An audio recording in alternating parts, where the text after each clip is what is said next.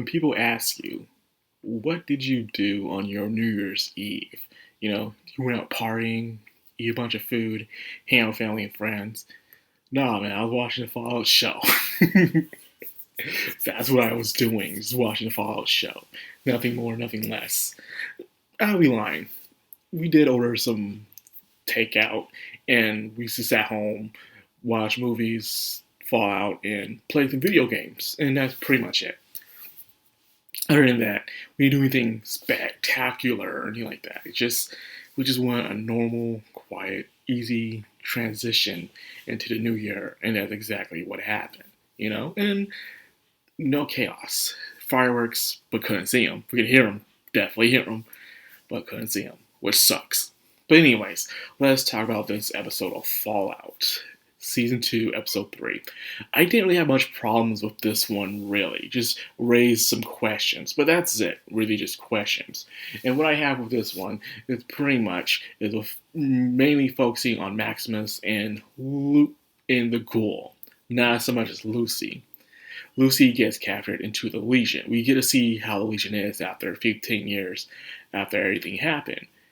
The original Caesar is dead. Kaiser is dead.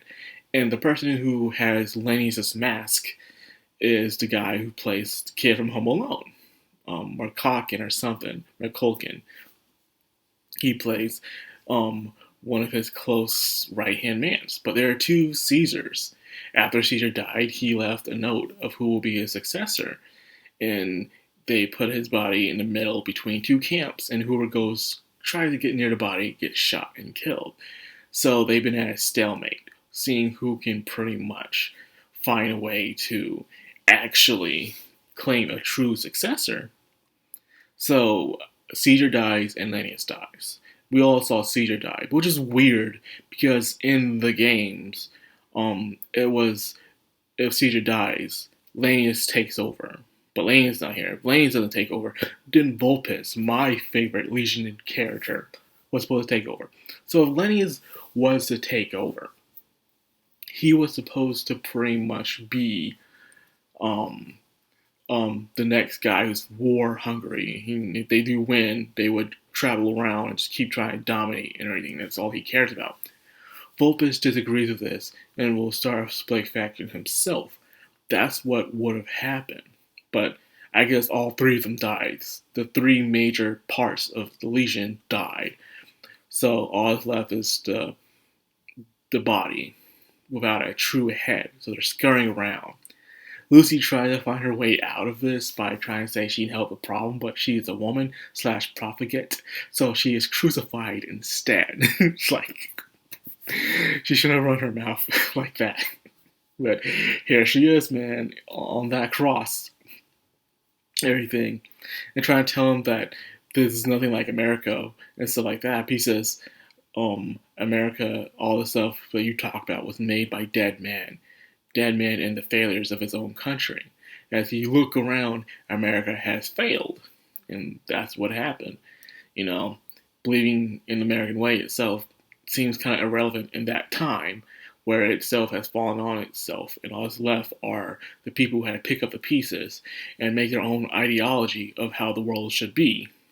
So there goes that. Now we go on with the Ghoul. So, now the Ghoul, he's scraping out the poison, trying to get himself out, talking about the boat endology, not endology, but damn, I'm trying to remember that word for it. But anyways, this saying about the boat. The more you replace pieces of a boat, will it still be the same boat? And eventually you gotta look at it and say, what are you looking at? This is not a boat anymore. But that's what he's talking about. He's taking the pieces off, saying how much he has changed throughout the years.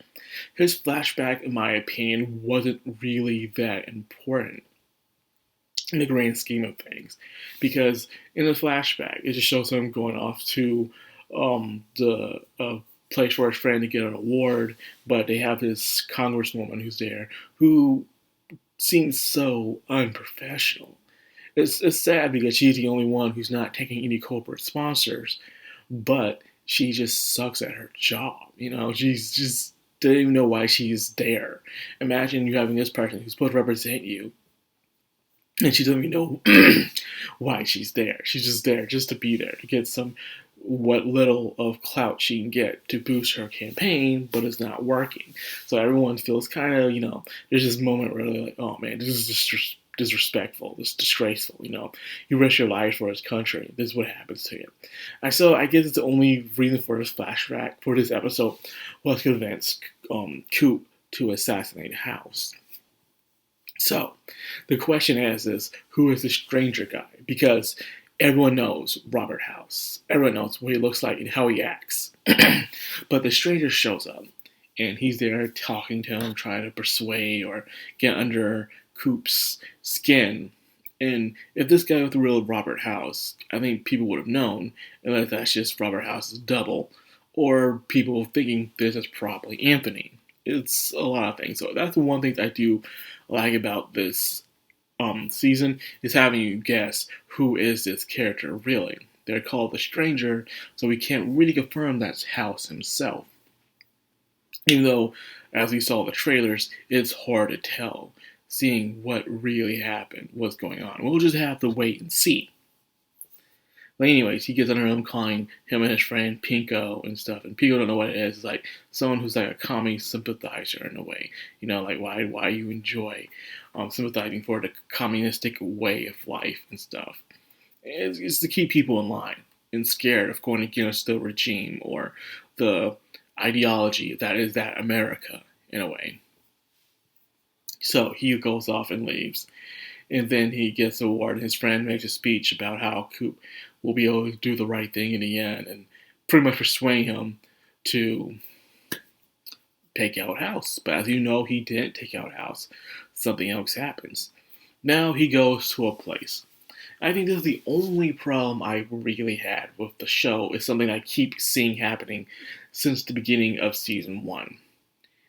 He goes to a very familiar site, another New Vegas landmark, and that is Camp Golf, which was originally one of Mr. House's, one of his resorts he would go to, but it ended up being for the NCR instead, because Mr. House is only focused on securing New Vegas, and that's it. So Camp Golf is where you go meet the Misfits, and you decide how you give the fate of the Misfits, where you help them train, intelligence, give them drugs, or they just completely fail, or stuff like that. Many options here. One of the reasons why people love the New Vegas game is the options and choices you get with the fate of Vegas itself. And guess what? It's abandoned. Of course it's abandoned. Why wouldn't it be? It's abandoned and it's in ruins. Because everything on the west side of America in the Fallout universe is in ruins. I predicted this. We bet money on this. We were like, how much money we're going to bet that everywhere they go, everything is in ruins. Because the civilization that was worked up, all of it just collapsed. All of it was collapsed. All of it is just destroyed. And I guess that's one of the main reasons why people don't like the TV show. Because it feels like Bethesda and Todd and them are really enforcing their, their hatred or jealousy of the west side of Vegas. Well, Fallout, because wherever you go, everything's in shambles. No matter where you go, nothing is fixed, nothing is working, civilized like it was when you played the games. It all sucks. This is one of the reasons why people have their gripes with the show and Bethesda and what they're planning to do when the show is done. I see that very much, so I'm not going to pretend like there's nothing like that that's going on. It completely feels that way, 100%. Well, anyways, he goes there and it's empty, but he sees Victor there.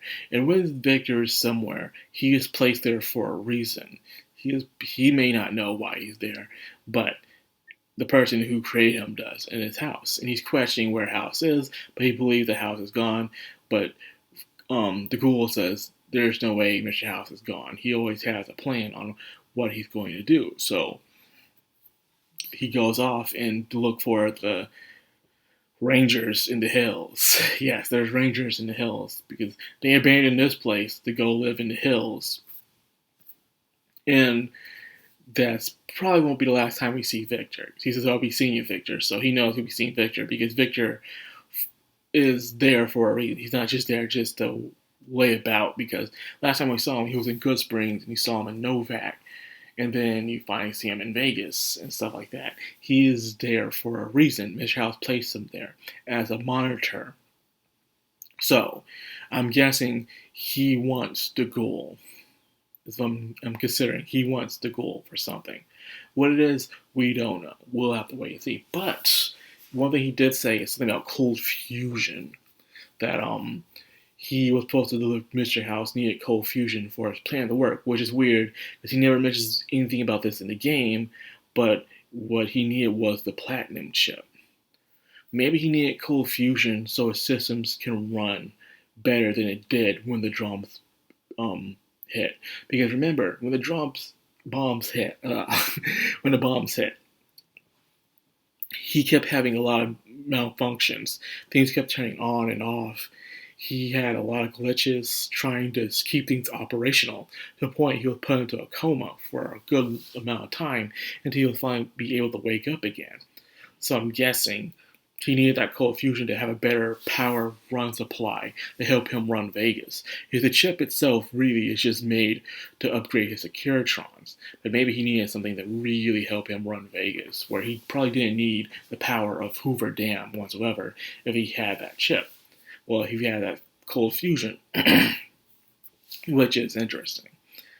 So, the Ghoul meets the Rangers in the woods, in the hills. And there's only two of them. Only two. Because the NCR is this badly broken, and there's something else that people got gripes with. And that is when he said how everything fell 20 years ago. So, once again, saying everything fell 20 years ago. The fall of the NCR / Shady Sands and everything. Which is the question of then how come they look prosperous in the flashback of Maximus before the bomb hit Shady Sands. If you remember, Maximus is just a kid. So I'm guessing he's nowhere near 30. He's like around 22 or 23.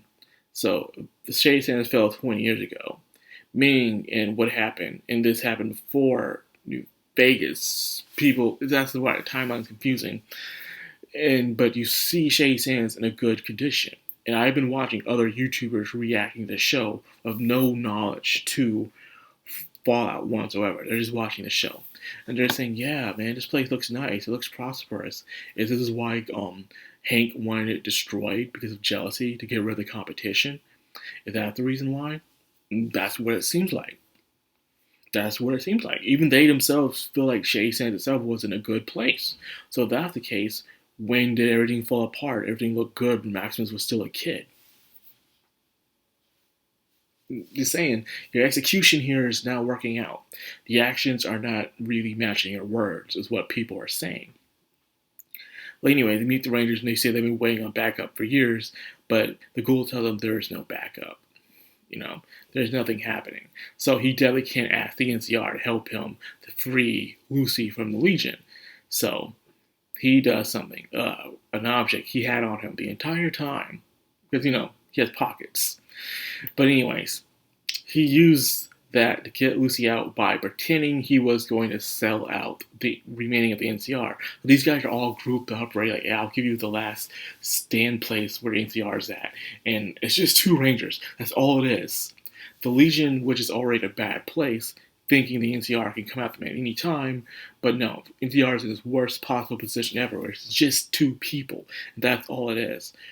And so they're here ready for battle, which they only need to send probably 2 or 3 men. Well, they're Rangers, so probably a little bit more, I guess, because Rangers are very difficult. But that's the point.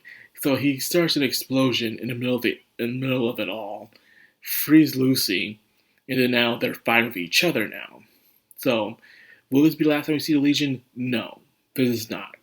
So we'll see what happens later on. See what they'll do. But I'm guessing Delania's character is going to take position of leader later on. He seems more important than a Kaiser person.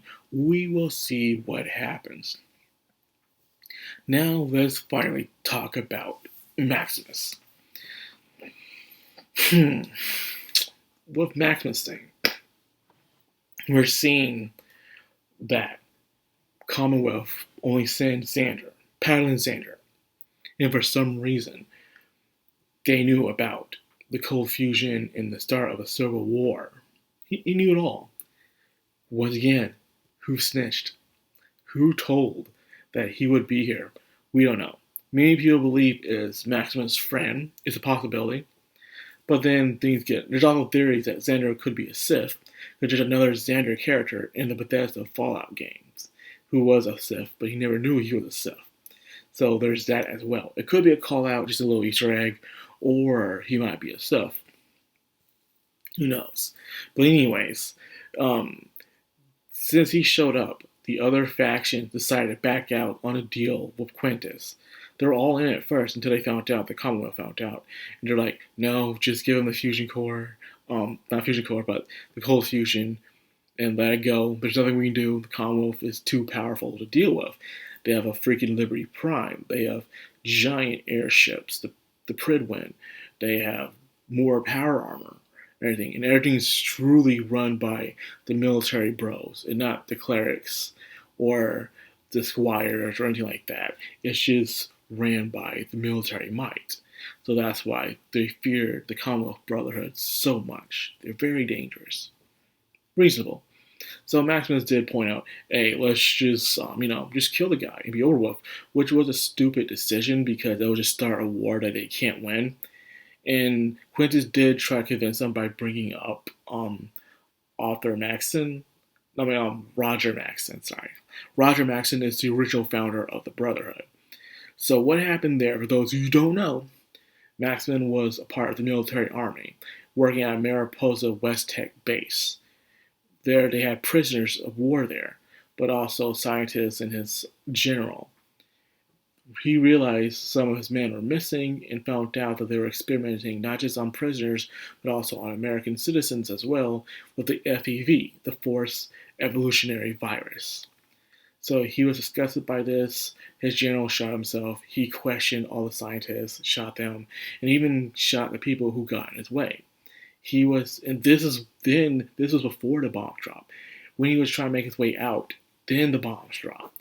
And he saw the destruction. He just saw the FEV, and he just saw the destruction of America and probably more of the world.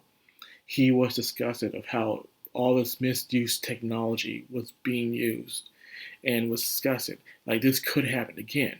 We survived, but what's the point of surviving if it all happens all over again? So this is why they became tech hoarders.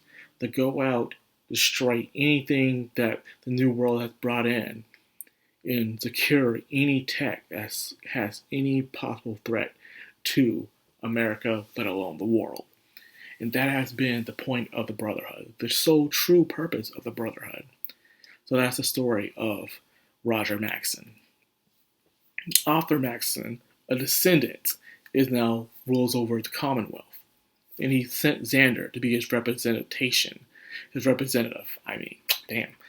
Well, anyways, that's what happened with that. So Xander is trying to convince Maximus just to tell them to give over the cold fusion. Just do it so there'll be no war. And he also tells them that your brotherhood sucks because it's being run by clerics instead of it being run by the actual man who fight and bleed for the brotherhood. So he's convincing him, he's on his side, and he likes to say his thing. He says, hot dog, and I like it, It gives him character, it gives him a personality.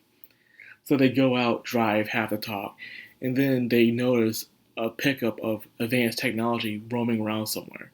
So they go to this place to, fight off. This is the Brotherhood. This is what they do. They go. So he goes in all big bro moment, Chad moment, with his cool hammer that you can get in the games. And he's fighting off a Securitron. A Securitron that isn't Victor doing all the way out here that's not near Vegas. So people are questioning that. Where are they right now for a Securitron to be there? Which makes no sense.